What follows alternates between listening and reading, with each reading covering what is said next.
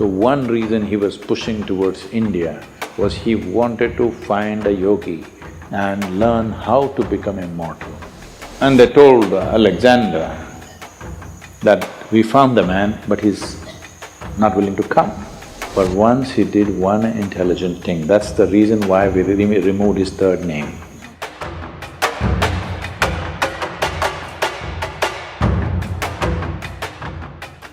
See, Alexander, in our history textbooks, school textbooks, they said Alexander the Great. They only got the first name, the middle name, they missed out the last name. His name was Alexander the Great Idiot. But because it was too long, somebody left out the last name.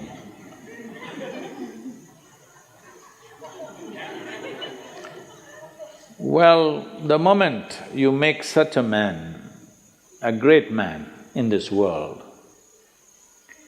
then in many ways you have just destroyed the future of humanity.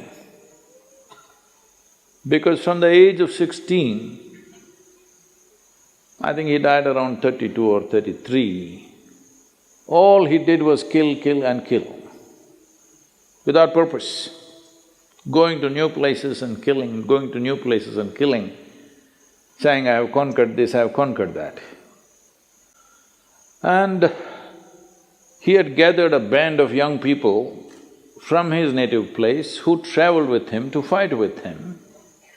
Periodically, he executed one of them, just accusing them of something. You know, always somebody would be betraying a tyrant like that, and the tyrant is always fearful that somebody may plot against him. So, something they will discover and say, he did it, and a public execution of him will happen. He was very close to you, he traveled with you, everything, but you just kill him so that everybody else is in line. Periodically, he killed one of those people who are very close to him, just to set an example. This is the kind of man he is. He is death all the time, but he doesn't want to die. He wants everybody to die, but he doesn't want to die. So one reason he was pushing towards India was because between ancient India and Greece there has been lots of transaction in terms of mathematics, geometry, yoga. There is a linga in Delphi which is considered as the navel of the earth because it was consecrated as Manipura Chakra.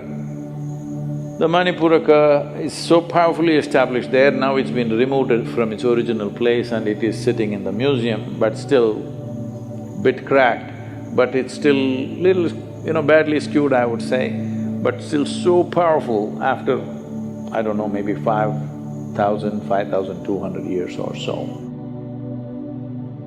So this transaction was continuous for many years historically. So obviously they heard of yogis and mystics of India. So he had heard there are yogis who are immortal. So one reason he was pushing towards India was he wanted to find a yogi and learn how to become immortal. So then when he came close, when he crossed, I think Hindu Kush mountains, he crossed, right? He crossed the mountains. He came on this side, and then first thing is he sent out scouts to find what is happening out there and in case there is a yogi or a mystic, bring him. So they were looking out and then they saw a yogi sitting under a tree with just a loincloth, bare-bodied, blissed out. They went and looked at him and he said, hey, you come with us, our Sikandar wants you. If you do not know this, even today in Afghanistan, many people take this name Iskandar or Sikandar. The original word for this is The root word for this came from skanda. Skanda is Shiva's son, what we call as Muruga in Tamil Nadu. Because Skanda was such a great warrior, so this word traveled. Anybody who was a great warrior became Skanda, Iskanda. Skanda, Iskanda, Sikandar, transformation happened to the word. So they said, "Yogi, come." The yogi laughed and said, "I'm not going anywhere. I'm right here."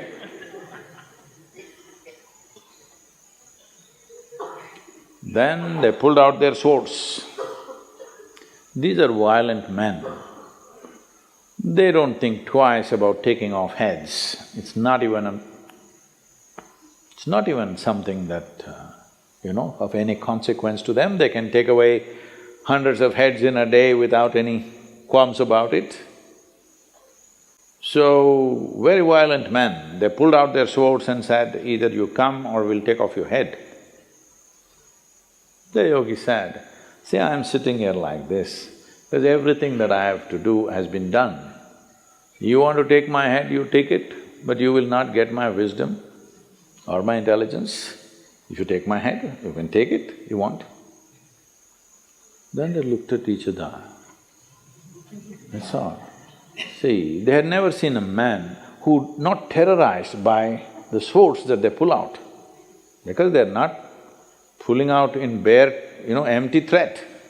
They can take off heads, they're very good at it. They had never seen a man who's not terrorized, he's saying, "Okay, take my head." I thought, "Oh, this guy must be really immortal." If somebody says, "Okay, take my head," he must be immortal. Then they try to coax him, "Please come." He said, "No, if he wants, let him come. He wants to know about immortality, let him come." Then they said, "Oh, he knows about it, so let's not damage him in any way." And they went back and they told Alexander that we found the man, but he's not willing to come.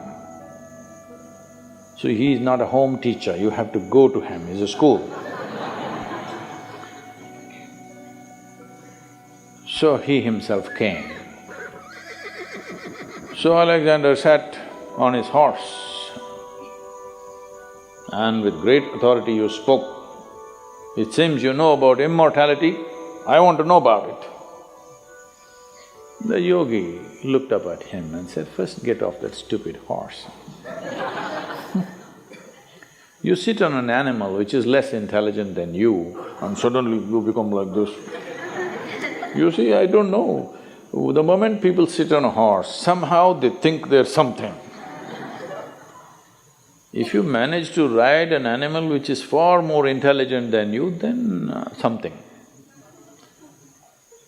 Huh? You ride a dumb four-legged animal, poor thing doesn't like to carry you, but what to do?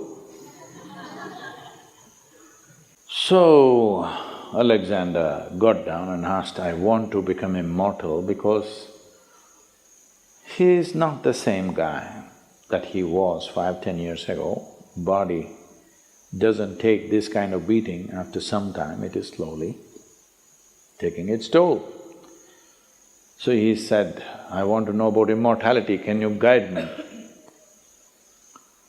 So the yogi looked at him and he knew no amount of talking to him is not going to go anywhere. He said, "Yes,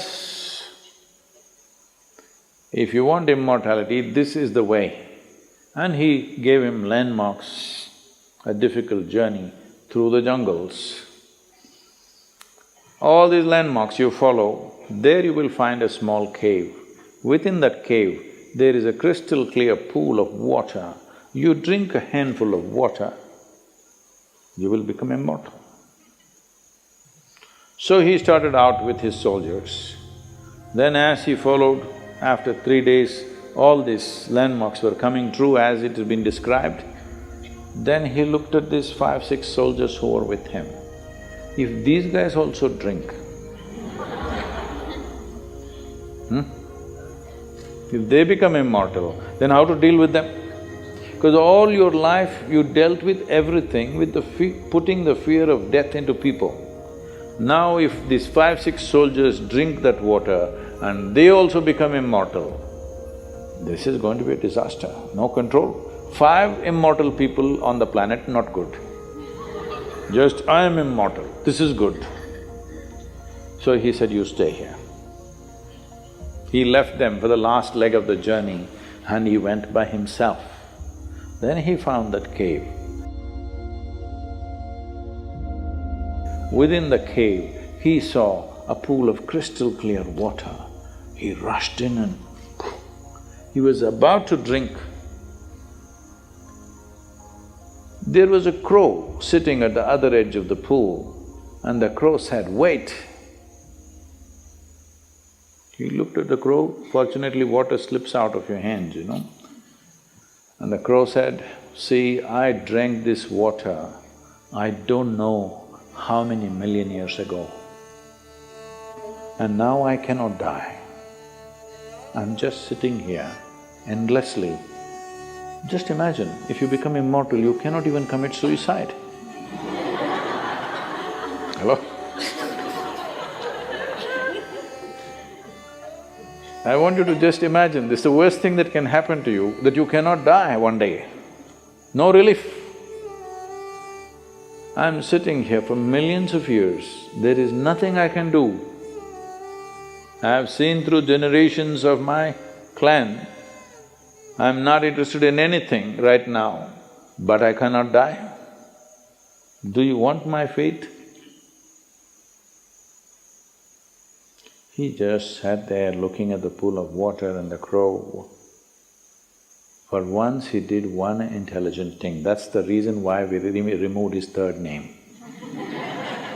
He walked away without drinking that. And how fortunate are we that he is not anymore here. But he looks like he's taking rebirth in many places. Many similar people keep coming up here and there, but at least he is not here. We must learn, understand and live knowing that in many ways, the best thing about you is you will die one day. Hello? Just see what a pest you would be if you did not die. Hello? Well, you must live a full life. Whatever is the fullest potential, you must live that. But you must die when it's time, isn't it? Huh? So, if you say death is negative, then what is positive? Immortality? That is the most idiotic thing you can do. Even an idiot like Alexander had the intelligence not to drink that water. So, it is very important to understand yoga is not about eternal life. Yoga is about sensible life.